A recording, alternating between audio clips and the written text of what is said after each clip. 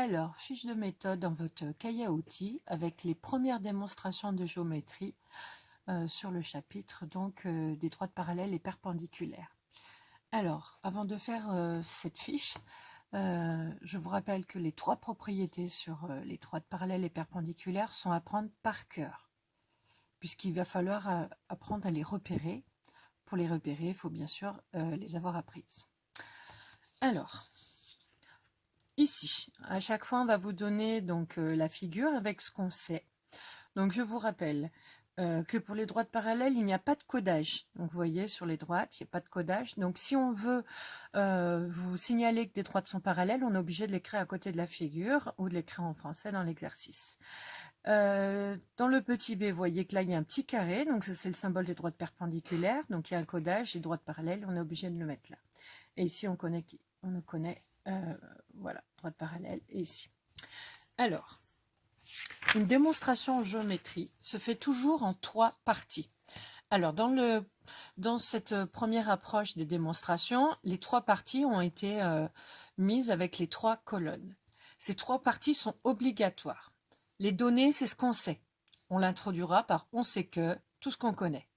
Attention, ce n'est pas tout ce qu'on connaît de la figure, mais tout ce qu'on a besoin d'utiliser pour répondre aux problèmes donnés. Ensuite, la propriété, donc c'est là où il faut apprendre votre cours par cœur. Donc on a déjà rappelé en géométrie du vocabulaire au niveau du cercle, toutes les définitions des quadrilatères, des triangles, les propriétés des diagonales des quadrilatères. Donc c'est à ce moment-là, donc la propriété introduite par le OR, et là il faut réciter la propriété. Et forcément, l'élève qui ne connaît pas ses propriétés par cœur, et ben cette partie-là, il aura du mal à la faire. Pour finir, c'est la conclusion. Donc, ce sera la réponse à la question qu'on vous posait si on posait une certaine question. Par exemple, montrer que telle droite est perpendiculaire à telle autre droite. Voilà. Donc, on l'introduit par le donc. Donc, c'est un rapport de cause-conséquence. Je sais ça. Or, j'ai appris mon cours et ma propriété, elle me dit ça. Conclusion, je vais pouvoir en déduire ça. Donc, on sait que, or, donc, c'est les trois mots qui vont introduire votre démonstration. Alors, comment faire des démonstrations avec les droites parallèles et perpendiculaires? Donc, on va respecter exactement les mêmes couleurs que la fiche d'activité qu'on a faite tout au début. Alors, ici, en fait, c'est simple. Dans ce qu'on connaît, vous allez repasser en rouge la droite qui apparaît deux fois. Ici, vous voyez, j'ai D3 parallèle à D4 et j'ai D3 parallèle à D5. Donc la droite D3, je vais la souligner en rouge. Et du coup, je la repasse en rouge. Donc la droite D3, c'est celle-là. En vert, du coup, ça sera les deux autres droites. Voilà, donc on décale son stylo. Vous pouvez le faire à la règle ou pas, hein, ou au fluo. Voilà. Donc qu'est-ce que je sais? Là, ça va être facile, puisque c'est carrément écrit en français. Donc je sais que D3. Alors attention, vous voyez, ça s'appelle un indice.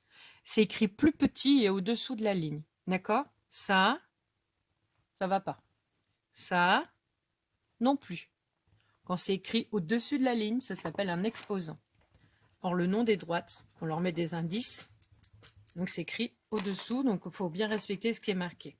On sait que c'est parallèle à D4 parce que c'est écrit dans l'énoncé. Je sais que D3 est aussi parallèle à D5. Voilà. C'est donc notre droite D3 qu'on a mis en rouge et les deux autres en verte. Pourquoi c'est important? C'est important parce que je sais que dans la conclusion, je vais avoir mes deux droites vertes. C'est obligatoire. Donc, si vous respectez le code couleur, ça vous aide. Là, je vais pouvoir déduire en conséquence une propriété sur la droite D4 et D5. Je ne sais pas encore quoi. C'est la propriété qui va me le dire. Or, donc là, on voit la propriété avec trois droites qui sont parallèles. Qu'est-ce que je sais? Je sais que la droite D4 est parallèle à D3 et la droite D5 est parallèle à D3. Donc, je sais que ces deux droites, elles sont toutes les deux parallèles à la même droite. Donc, la propriété me dit que si deux droites sont parallèles à une même droite, attention au mot parallèle, l'écrire comme il faut.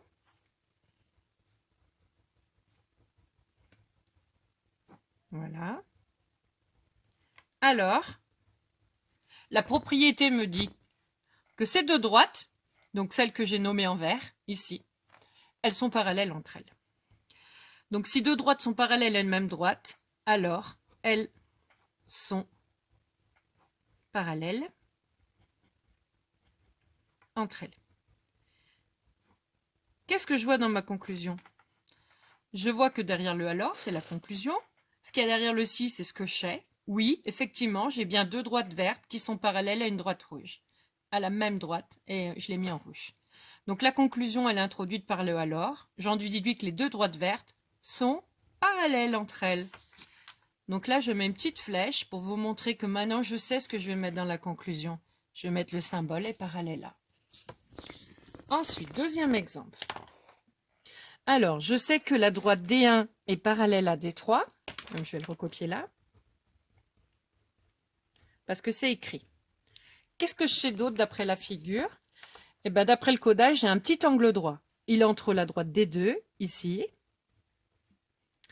C'est perpendiculaire. Ah, je peux utiliser la bonne gomme. Voilà, ce sera mieux, au moins ça fera moins cochon. Alors, je vois que D2 est parallèle, alors là on voit pas bien, mais c'est D1. Voilà, l'angle droit, il est entre D2 et D1. Je me rends compte de quoi? Qu'il y a une droite qui a été écrite deux fois. Vous voyez, c'est la droite D1. La droite D1, je la repasse. Elle a un angle droit, bah, je le recopie aussi en vert, en rouge, pardon. Du coup, les deux droites vertes, c'est D3 et D2.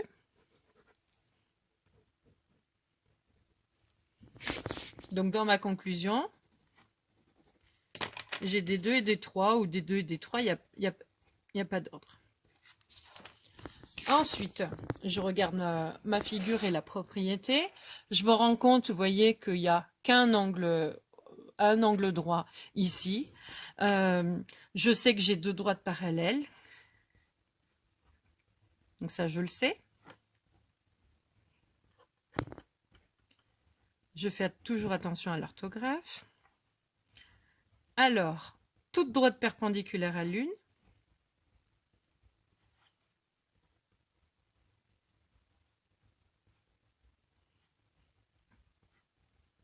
Il faut bien repérer combien il y a d'angles droits en fait sur votre figure. Un angle droit, c'est cette propriété. On verra qu'ici, il y en a deux angles droits, donc ça sera l'autre. Alors, toute droite perpendiculaire à l'une est aussi perpendiculaire à l'autre.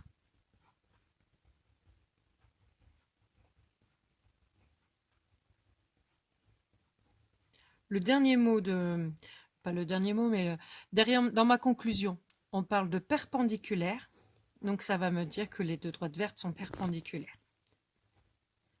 Alors, j'explique cette propriété. Elle me dit que si j'ai deux droites parallèles, oui, je le sais, celles-là, elles sont parallèles. Si toute droite perpendiculaire à l'une, ça veut dire si jamais j'en connais une qui est perpendiculaire à une de droite nommée, ici, vous voyez, c'est celle-là. Je sais que ma droite D2, elle est perpendiculaire ici, en D1. Je le sais, parce qu'il y a le petit angle droit. Donc, si je connais une droite perpendiculaire à une de mes deux droites parallèles de données, je sais, alors du coup, je peux en déduire que cette droite, elle est aussi perpendiculaire à l'autre droite qui était parallèle. Donc, si j'ai cet angle droit-là, et que mes deux droites, elles sont bien parallèles, j'ai forcément un deuxième angle droit ici. D'accord? Donc, ça me sert à montrer le deuxième angle droit. Troisième figure, qu'est-ce que je sais? Ben, je vois qu'il y a deux petits carrés. Les deux petits carrés vont correspondre à des droites perpendiculaires. Attention ici, les droites, vous voyez, elles ne s'appellent pas D1, D2. Il va falloir que j'utilise que les notations de la figure. Donc, le grand A, le C, le E et le B, je rappelle que c'est des points. Donc, les points en géométrie, ce sont des lettres majuscules. Et les droites, ça se note avec deux lettres majuscules et une parenthèse. Alors, première droite, donc celle-là, elle passe par les points A et B, donc je l'appelle la droite AB. Qu'est-ce qu'elle a de spécial, celle droite AB? Elle est perpendiculaire ici à la droite qui passe par A et C. Donc, c'est la droite AC. Qu'est-ce que je connais d'autre? Ben, cet angle droit-là, ici, c'est toujours avec la droite AB. Et elle est perpendiculaire, cette fois-ci, à la droite qui passe par B et E, donc c'est la droite BE. Maintenant, quand j'ai écrit l'on sait que, je me rends compte qu'il y a une droite qui apparaît 2 fois, c'est celle-là. Donc c'est la droite AB. Avec les 2 petits angles droits que je peux mettre en rouge. Ce qui veut dire que la droite AC et la droite BE sont en vert. Et je peux le mettre dans la conclusion. Donc ça concernera la conclusion, la droite AC et la droite BE. Maintenant, quelle propriété c'est? Donc avec 2 angles droits, c'est la propriété qui me dit que si 2 droites sont perpendiculaires à une même droite, alors elles sont parallèles entre elles. Si 2 droites sont perpendiculaires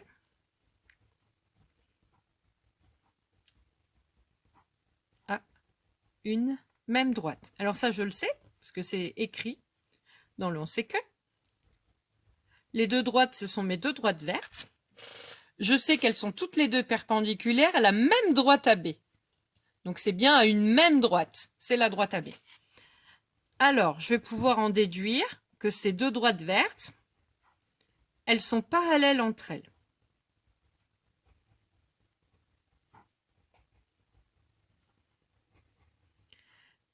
Les droites vertes sont parallèles entre elles. Je mets ma petite flèche, j'en déduis le parallèle. Attention à cette propriété. Il y a des élèves qui l'apprennent, mais pas tout à fait, donc il manque des mots. Et bien, si vous oubliez des mots, cette propriété n'a plus aucun sens. Par exemple, il suffit d'oublier à une même droite. Vous voyez, donc c'est 4 petits mots là qu'on enlève. La propriété devient si 2 droites sont perpendiculaires, alors elles sont parallèles. Et ça, c'est archi faux, ça n'a aucun sens. Donc faites attention. Là, je suis obligée de vous sanctionner lourdement si c'est réciter ces propriétés, même s'il vous manque que 4 petits mots. Parce que ça change complètement le sens de la phrase. Si 2 droites sont perpendiculaires, elles ne peuvent pas être parallèles. Parce que la définition de droite perpendiculaire, je rappelle, c'est des droites qui se coupent en formant un angle droit. Et quand on a des droites qui se coupent, ça s'appelle des droites séquentes. Et que la définition de droite parallèle, c'est justement des droites qui ne sont pas séquentes. Donc il faut vraiment faire attention à ce que vous écrivez, ça garde un sens. Des droites parallèles ne peuvent pas être perpendiculaires, et inversement. Donc faire très attention. Oui, il faut apprendre du par cœur et que tous les mots sont importants. On ne peut pas en oublier. D'accord? Donc faire vraiment, vraiment attention à ça. Dernier exemple. Voilà. Qu'est-ce que je sais? OU est parallèle à DV. Bon, ça, je le sais, c'est écrit. Deuxième chose que je sais, c'est le petit carré qu'il y a ici. C'est entre la droite OU et la droite UV. Alors là, il faut s'appliquer entre un U et un V pour pas qu'il y ait d'ambiguïté, sinon vous allez vous mélanger vous-même. Alors, la droite qu'on voit 2 fois, c'est OU. Donc, OU, elle est là, avec le petit carré. Donc, les 2 droites vertes, c'est DV et UV.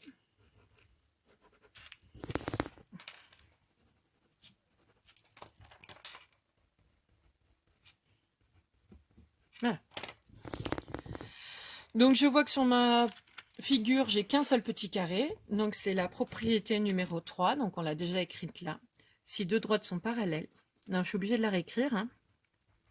C'est comme ça qu'on retient, en fait. Hein. C'est pas en la lisant qu'une fois la propriété que vous allez retenir tous les mots.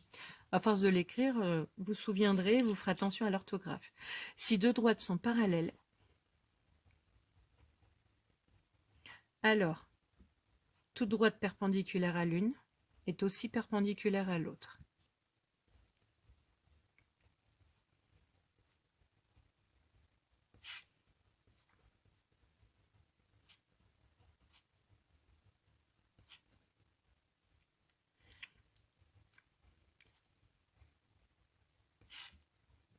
Donc, dans ma conclusion, donc on rappelle, hein, je sais que ces 2 droites-là, elles sont parallèles. Or, si j'ai 2 droites parallèles, il suffit que je trouve une droite perpendiculaire à une de ces droites, je la connais. Ici, c'est UV, elle est perpendiculaire ici. Et ben, je peux en déduire qu'elle est aussi perpendiculaire à l'autre droite. Donc là. Donc le mot qu'il faut entourer, c'est perpendiculaire. Et du coup, mes 2 droites vertes sont perpendiculaires. Donc vous voyez qu'ici, en respectant la méthodologie et les couleurs, ça vous aide drôlement. Et c'est ce que je vais vous demander de faire dans l'évaluation. Alors ici, vous avez un exercice d'application avec une construction géométrique. Donc on va le faire pour bien vous vous montrer dans quel genre d'exercice en fait on va être amené à utiliser ces propriétés. Alors ici j'ai un exercice, vous voyez, dont l'énoncé est en français. Donc il y a des questions où il faut faire de la construction. Et à la fin, montrer que. Donc quand on vous dit montrer que, ça ne veut pas dire oui elles le sont. Ou alors il ne faut pas répondre à côté. Ça veut dire ici qu'il va falloir faire une démonstration. Et votre conclusion, ça doit répondre à la consigne. Donc il va falloir montrer à la fin que la droite GF est bien perpendiculaire à H. Alors, avant de faire ça, donc on a besoin d'une figure. En plus, c'est marqué dans la consigne. Mais même si ce n'était pas marqué de le faire, de tracer, vous êtes obligé de faire votre figure. Au moins à main levée. Et là, voilà, il faut se rappeler tout ce qu'on a vu sur la géométrie, à savoir que dès qu'on vous demande de faire des constructions, il est obligatoire de faire la figure à main levée. Alors, je vais la faire là, pas très grande. Alors, je vois tracer le triangle EFG. Ah, il n'est pas quelconque, il est rectangle en G.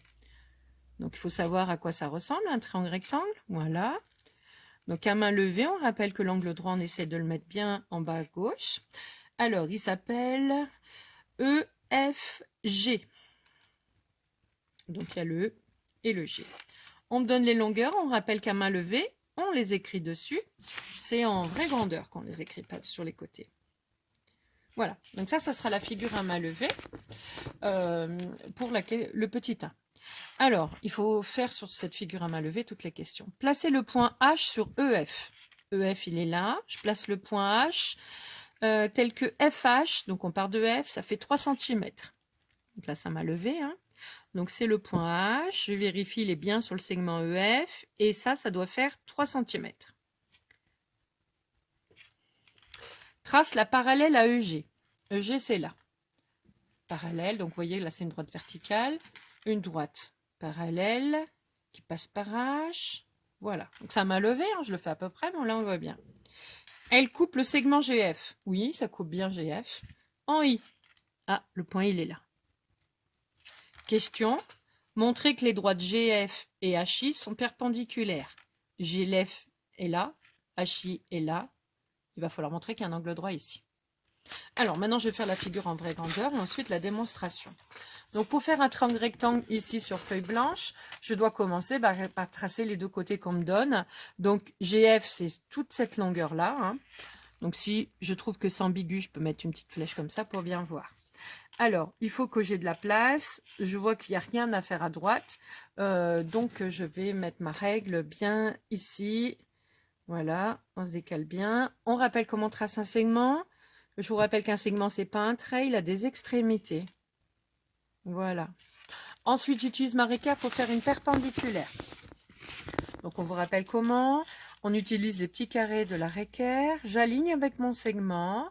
Voilà. Je décale pour que vous voyez mieux.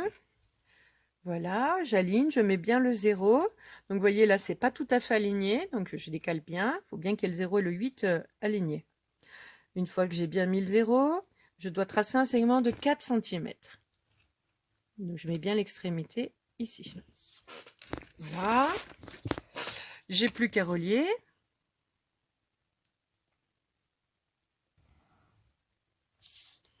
Donc là, j'ai le G, j'ai le E, j'oublie pas l'angle droit et j'ai le F. Ensuite, donc là, j'ai ma règle qui va me gêner. Il faut que je place le point H à 3 cm à partir de F. Donc je prends ma règle, je pars de F, voilà, 3 cm. Le point H est ici. Maintenant, je vais faire une parallèle. Alors, je vous remontre comment on fait une parallèle. Donc, on met le bord de la réquerre, en fait, ici. Et il faut que votre droite... Alors, ici, on est censé faire une vraie parallèle. D'accord? Donc, je peux la mettre comme ça. En fait, il y a plusieurs manières de le voir. Hein. Normalement, il faut que votre droite... Alors, je peux la prolonger un peu, hein, comme ça, vous voyez mieux. Voilà. Elle doit couper les deux graduations au même endroit. Donc, je mets mon point sur le bord. Ah oui, vous ne voyez pas. Vous ne voyez pas, ça va pas aller. Voilà. Il faut que ma droite coupe aux mêmes graduations. Donc, ici ou là. Ou alors, je me débrouille pour que, vous voyez, ce petit écartement, ça soit toujours le même. Si je fais comme ça, je vois que c'est pas le même. On voit bien que ça se rapproche. D'accord? Donc, je fais pivoter pour que ce soit bien parallèle. Voilà. Donc là, j'ai tracé une parallèle. Il y en a qui auraient envie de mettre l'angle droit ici. Mais pour l'instant, on ne l'a pas prouvé. Donc, je n'ai pas le droit. Une fois que ma figure est faite, voilà, je vous rappelle qu'il est obligatoire d'écrire les longueurs à côté de la figure. Des longueurs, on m'en a donné 3 dans l'énoncé. Je sais que G égale 4 cm, donc faites attention. Une longueur, ce n'est pas un segment, il n'y a pas de crochet. GF égale 6 cm. Je sais que FH égale 3 cm. Et je sais autre chose. J'ai tracé une parallèle. Donc, je sais que G est parallèle à... ah oui, j'ai oublié de placer le point I. À HI. Je le sais. Je le sais pourquoi? Parce que je l'ai tracé. On m'a demandé de tracer la parallèle, donc c'est forcément que ça l'est. Donc maintenant, on arrive à la démonstration, donc au petit 4. Voilà. Donc là, j'ai fait le 1. Je vais mettre les numéros. 2, 3. Montrer que les droites GF et HI sont perpendiculaires. Donc ça se fait en 3 parties. On sait que... Qu'est-ce que je sais? Je reviens à ma figure. Je vais savoir que ces droites sont parallèles. EG est parallèle à HI. Ça, c'est marqué dans l'énoncé. Ensuite, je sais qu'il y a un angle droit ici, puisque j'ai un triangle rectangle. Donc, je le sais, puisque c'est marqué qu'il était rectangle. Donc, c'est entre la droite GF et elle est perpendiculaire à EG. Alors, attention. Au départ, on avait un triangle rectangle. Donc, l'angle droit, il est entre les deux segments. Mais je vous rappelle que pour la perpendicularité, ce sont les droites qui sont perpendiculaires, même si on a tracé que le segment. C'est le support du segment, en fait, qui est perpendiculaire. Donc, on n'écrit pas crochet, perpendiculaire, crochet. Ça sera forcément des droites, même si on a tracé que des segments. Donc, ça, je le sais. Ensuite, méthodologie. Je mets la droite qui apparaît 2 fois en rouge. Ici. Donc, les 2 autres sont en verte. Alors, si je veux le rajouter sur la figure, je vais plutôt colorier la figure à main levée que la figure en vraie grandeur. Je ne suis pas obligée. Ici, ça va me servir juste pour la conclusion. Or, propriété. Donc, je regarde ma figure. J'ai qu'un seul angle droit. Donc, c'est donc la 3e propriété. Si 2 droites sont parallèles, donc je le sais, parce que je l'ai construit, alors, toute droite perpendiculaire à l'une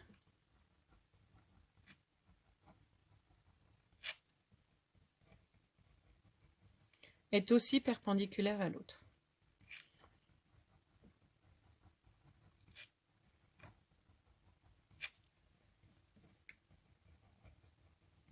Donc j'ai le donc pour mettre ma conclusion. Donc d'abord, je sais que ma conclusion, ça sera pour les 2 droites vertes. Mes droites vertes, donc c'est GF et HI, ou HI et GF, c'est pareil. Attention de bien les appeler comme ça, parce que dans la question, c'était marqué GF et HI. On sait que pour une droite, j'ai le droit d'inverser les 2 lettres. Hein, mais donc, pour que ça ne vous perturbe pas, je vous conseille de les appeler avec les lettres dans le même sens que la question. Et ici, donc, on a perpendiculaire. Donc, je mets le symbole est perpendiculaire à. J'encadre ma conclusion et je vérifie bien sûr que j'ai répondu à la question. La question était de montrer que les droites GF et HI sont perpendiculaires. GF perpendiculaire à HI, j'ai répondu. Voilà, c'est terminé.